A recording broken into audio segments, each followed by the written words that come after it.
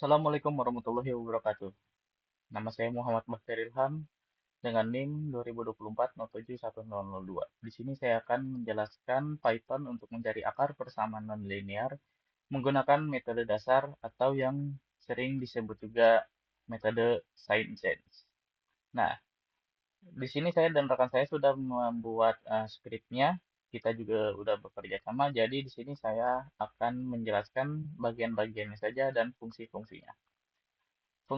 Bagian yang pertama adalah import library dan juga clear screen. Nah, bagian yang di sini tuh clear screen-nya agar di layar terminal itu membuat output-nya lebih rapi. Yang selanjutnya adalah import NumPy, ASNT untuk operasi matematika dan array, import matplotlib untuk membuat hasil grafik, dan import math ini untuk library matematika bawaan dari Python. Nah, bagian selanjutnya adalah inisialisasi parameter. Nah, A sampai D ini merupakan koefisien dari fungsi kubik AX pangkat 3 ditambah BX pangkat 2 ditambah CX ditambah D. Selanjutnya adalah DX sama dengan 1E-4 ini untuk langkah perubahan nilai X. Dan ini error message yaitu untuk batas toleransi error.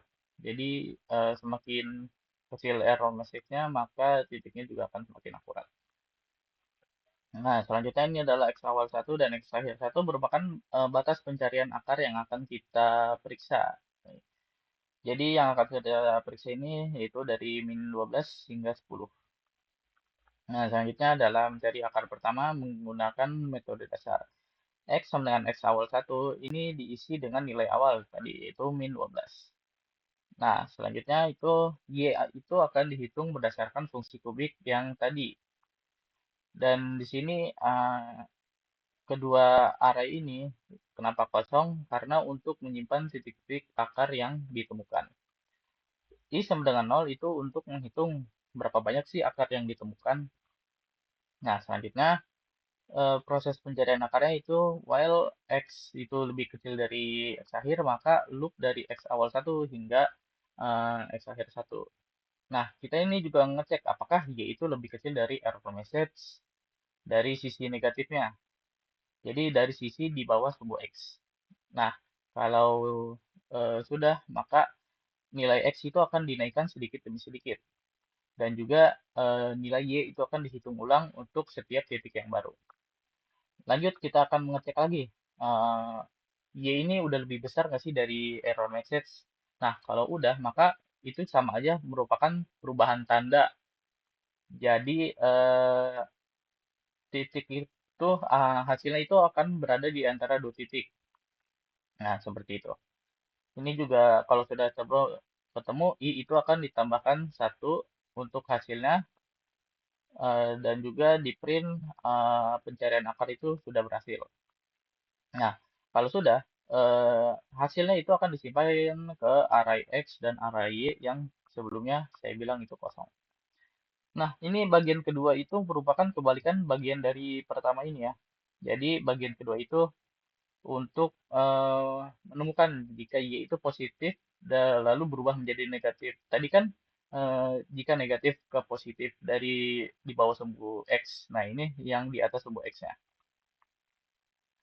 Nah, selanjutnya yaitu untuk menampilkan hasil yang telah ditemukan.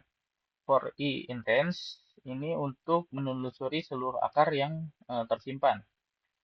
Nah, untuk menampilkan nilai X dan Y di titik akar ini menggunakan print yang lain ini. Selanjutnya itu untuk print XY menampilkan nilai terakhir X dan Y setelah loop itu selesai.